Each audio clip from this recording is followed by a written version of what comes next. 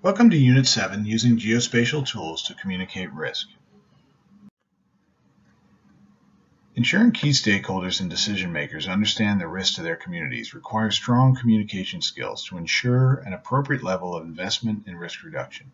This module will focus on creating communicative maps and analytical reports to strike the right balance for a range of audiences. Why communicate risks? Risks exist throughout society, and it's not possible for a top-down solution to reduce most of the risk. Individuals, communities, companies, and organizations of all types must be aware of the risks in order to make good decisions. Risks fluctuate based on the status of hazards and assets, and it's important to be able to alert the community to this risk with confidence and in a manner that encourages protective action. Short and long-term decisions rely upon a solid understanding of risk to protect lives and property, as well as longer-term development investments. There are a number of reasons for caution when communicating risk. First off, risk can have impacts on property values, land uses, and insurance rates, and economic development. It must be able to stand up to scrutiny. Ambiguous risk communication can cause confusion, poor decision-making, and even panic. Studies may not be trusted by the public or decision makers if the process and methods are not transparent and pre-approved.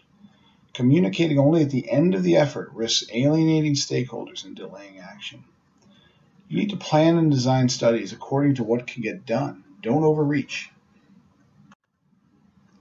Here's some core principles from two different U.S. government organizations that seem to have referenced each other a little bit.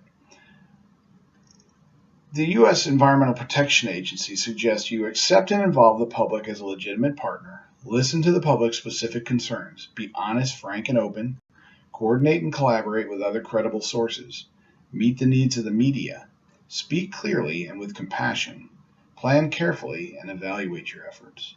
FEMA has evolved these into engage communities early and often, agree upon and document project outcomes and responsibilities, coordinate with other programs within the same community, engage associations to provide a third-party perspective, leverage local media, and use language that people understand. The two approaches have a lot in common. For example, they both agree that stakeholders need to be identified up front and engaged regularly. The processes must be open and methodologically sound. They need to use existing trusted media channels, as it's their business to reach audiences, and they enhance the importance of the message. The language, terms, and concepts must be understandable to all the stakeholder groups. Risk communication is a process as well, not just a product. So we've heard that before. What are the essential elements of risk information? First, we need to know who the information is coming from. This source must be trusted and authoritative. We need to know what the risk is. It must be framed in terms of a hazard. You just can't have, abstract terms like risk out there. You have to talk about risk of earthquake or risk of fire. Then you have to have the why it matters, the real consequences. This is risk of death from fire, perhaps. Then when, if there's a temporal aspect to it, if it's a persistent risk, then you just have to call it that. But many other communication types will have a temporal aspect to it, such as seasonality, annualized probability or timing, or it could be a more immediate event. It could be risk communication to an impending tornado. You need to know where. Location is critical and must be provided with appropriate specificity. You want to convey your confidence level. What are the odds that this will actually happen? This gives you a little bit of cover if it doesn't happen. That way, there's always some wiggle room there that, it didn't quite materialize, but it will ensure longer-term confidence in you as an information source if you have mitigated or buffered your confidence a little bit. And what should we do? Suggested actions or additional information. Should we take cover? Should we prepare our houses for a storm coming in 2 days? Should we evacuate? These are all important elements. There's many geospatial risk information products available out there. There's static maps, static narrative reports, numeric findings, web-based maps, hybrid products, and geo-targeted emergency alerts. Static risk maps are cartographic representation of the community highlighting the hazard with some gradation of intensity, key vulnerabilities, reference information such as political boundaries, place names, and points of interest. They can be designed as a portfolio to depict the extent of a range of hazard conditions such as flood depth levels, or they can be singular products.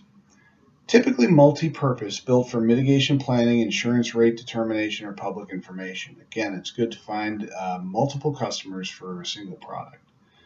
They can be informational or legally binding. Both can be updated more easily using GIS, but the latter has a lengthy approval process that cannot be circumvented. So if it's legally binding, you have to go through an open and transparent process, giving the citizens opportunity to comment.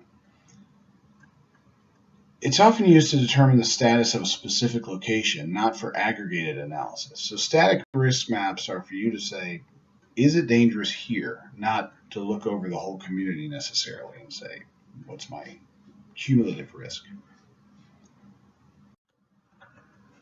Static narrative reports, such as these demonstrated here from the World Bank, can be generated through spatial analysis, but may not use maps as a primary form of output. Often they're more macro-focused on the potential impact to development investment dollars or impacts on the development trajectories of the countries in question.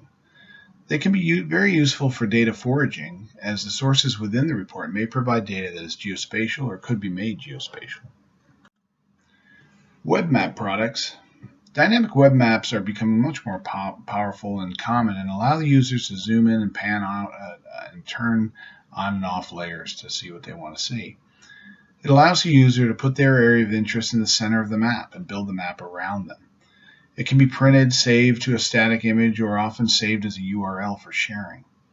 It can be enhanced with mobile capability by being optimized for small screens and pulling smartphone GPS information. It's typically used for information purposes, as the dynamic nature of this view and the live data behind the system is not fixed enough for legally binding products. Hybrid products are often referred to as dashboards. They can be developed for static, standalone documents or web-based applications. They can be a combination of maps, narrative information, and data analytics, charts, tables, all sorts of information. They're designed to give a more complete picture of the risks, such as demographic analysis, population distribution, and any number of other parameters. Geo-targeted emergency alerts. Modern alerting systems use cell phone technology and geospatial information to send alerts only to those in or near harm's way. These information products are intended to quickly provide specific, actionable information to those in immediate risk. They require considerable technology infrastructure and partnerships with emergency managers, modeling agencies, and cellular telephone providers. They can also be used with less complex alerting systems like sirens and flags.